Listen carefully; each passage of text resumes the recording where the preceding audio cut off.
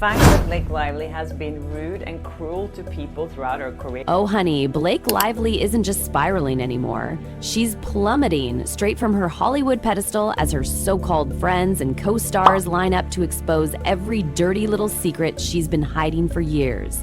Anna, what does it mean to be working with Blake again? Oh, we're talking about you all day. Oh my God. Her once flawless Disney princess image, it's bleeding out across Hollywood, and not even her PR army can slap enough filters on it to hide the disaster. Slamming Blake Lively and Ryan Reynolds. He basically said that they effed up. One by one, the people she once dazzled are coming forward, revealing how Blake manipulated them behind the scenes, using the same dirty tactics she's now throwing at Justin Baldoni. And no, boo, no crocodile tears are gonna clean this mess up. Blake's America's Sweetheart act, falling apart faster than a bargain bin wig in a hurricane.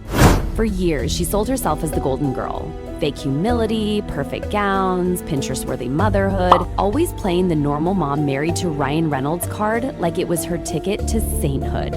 So the more time we got to spend with Blake Lively, the less we liked her.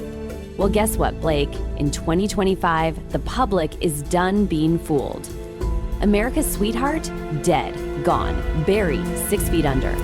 Dramatic in a release statement. She probably was even more dramatic in like just being the friend that supports your friend even when you know you're lying. And honestly, watching Blake's fall from grace is chef's kiss pure satisfaction. The universe finally woke up and said, let's humble this girl real quick. Lawsuits are raining down on her fake empire like confetti at a failed comeback party. And she's not sinking alone. Oh no, she's dragging Ryan Reynolds and PR queen Leslie Sloan down with her, gripping onto them like a drowning diva, refusing to go under solo.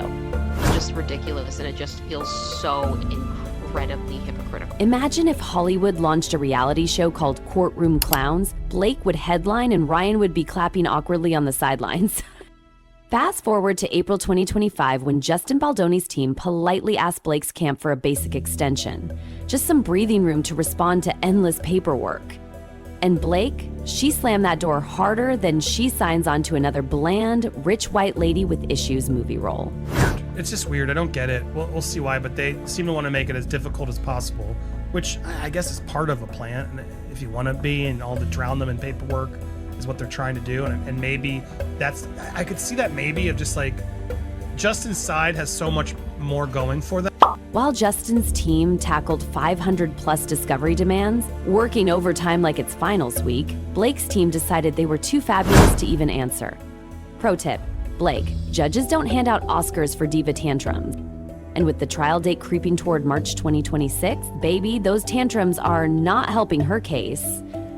Constantly drowning them and costing more money and just stressing them probably is part of the plan in a way to like just turn the screw that way, whereas Brian keeps threatening them with all the depositions of celebrities and friends that are gonna come out and expose you. But, ooh, it got juicier. Blake's team decided to drown Justin's camp in 1,600 discovery requests and 79 interrogatories. An avalanche so petty it should win a Razzie Award. Unbelievable. Blake Lively's team will not cooperate in court. And when Justin's side asked for just one little 30-day extension, Blake's team threw another tantrum, shrieking no like spoiled kids denied ice cream. That Blake and Leslie's parties will not agree to push their hearings and stuff. Basically, Wayfair was served with 31 different sets of interrogatories from the Lively Sloan party. Imagine being so petty that you create a mountain of paperwork and then refuse to let the other side catch their breath. That's not legal genius, that's pure ego, wrapped in designer shoes. They refused. They refused consent, and they would not provide any real reason for their reasoning. They objected without reason, and objected because April 18th deadline is not dependent on the timing of the court's order to motion dismiss. And then, brace yourselves, when Justin's lawyer's actual house burned down, Blake's team still said tough luck. No mercy, no compassion. Just deadlines, wait for no one. Absolutely disgusting behavior. Blake Lively's team also refused to delay when Brian Friedman's house burned down, which the judge did ultimately agree to. And now, the judge is sitting there side-eyeing Blake's legal team so hard he might pop a vein. Because refusing basic human decency, that doesn't make you look strong. It makes you look like a spoiled playground bully. Meanwhile, while Justin's team is fighting through mountains of garbage, Blake's side keeps acting like any professional courtesy would cause the world to end. Girl, grow up. And you know Blake wasn't even close to done embarrassing herself. Welcome to Blake's School of Legal Shenanigans, where facts don't matter and the goal is to drown your opponent in paperwork till they tap out. Legal experts? They're openly laughing at how obvious Blake's strategy is. She's not trying to prove she's right. She's trying to bleed Justin Baldoni dry with legal fees. And just when you think it couldn't get messier, Blake's team files an 800-page motion to dismiss claims against one minor party. 800 pages. Girl, save the trees. Meanwhile, Justin's lawyer Brian Friedman is dropping bombs, teasing that celebrity depositions are coming.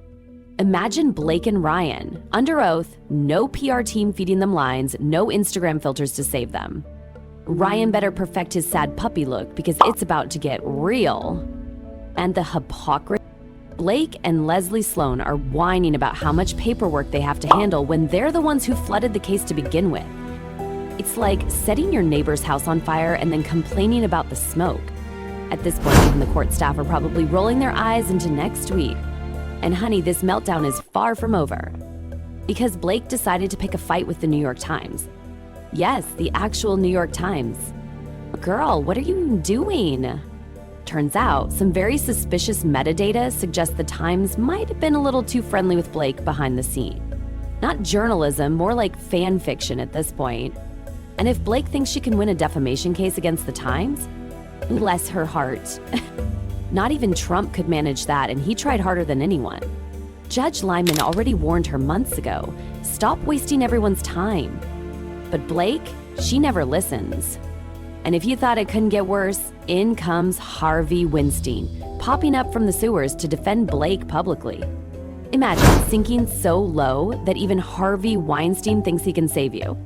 That's not a career boost, that's a flashing neon sign screaming meth. Meanwhile, Blake's lies keep unraveling. She didn't just burn bridges, she detonated them. Rising star Isabella Ferrer. She cut Blake off so fast, it gave Hollywood whiplash. Deleted her, blocked her, moved on. Even Taylor Swift's camp is distancing themselves, and when Taylor Swift starts backing away, baby, it's over. And now, Taylor might get subpoenaed. Imagine your old BFF called to testify against you in court. Meanwhile, Blake's leaking desperate texts trying to frame herself as a victim, but there's zero real evidence backing up her pity party. And when Blake tried dragging two random actresses into her mess, they ran faster than a flash sale at Sephora. No one is willing to lie under oath for Blake. Not anymore. As the courtroom battles get closer, Blake's about to face cold, hard truth, not carefully curated fairy tales. And Ryan, paparazzi caught him fleeing New York looking like he aged 10 years overnight. Deadpool? More like dead hope. And the PR spin is laughable. Sources leaking to People magazine about how Blake's doing this for her daughters. Yeah, because nothing says mom goals like lawsuits, scandals, and cozying up to Harvey Weinstein. Insiders say Blake's camp is in full-blown panic mode behind the scenes. And fans? They aren't fooled anymore. Their once glamorous social media comments? Now it's just a funeral procession of disappointed followers. From Hollywood royalty to please stop embarrassing yourselves in record time. You have to recognize and respect the fact that she is a machine, okay? She is an absolute machine. She will do everything to protect her. And here's the ultimate twist. All this drama, it's going nowhere. Because 95% of federal cases settle quietly, meaning Blake will burn millions, destroy her reputation, and still end up writing a check and signing an NDA. No dramatic courtroom mic drop moment, just a whimper. This doesn't look like a woman under stress. This doesn't look like a woman who can barely get out of bed, as we've seen in reports. This looks like a woman who cannot wait to be back in the... Judge Lyman is begging them to settle because even he's sick of babysitting Hollywood's messiest soap opera. Without real evidence, and Blake has none, her case is crumbling like stale bread. Meanwhile, Blake's bank account? bleeding faster than her Instagram likes. Every tantrum, every PR leak, every bad move is costing her a fortune she'll never get back. And by the time this flaming disaster finally settles, the once shiny Blake Lively brand will be nothing but a sad whispered warning to other celebrities. It means that America Ferrara is no longer supporting Blake Lively.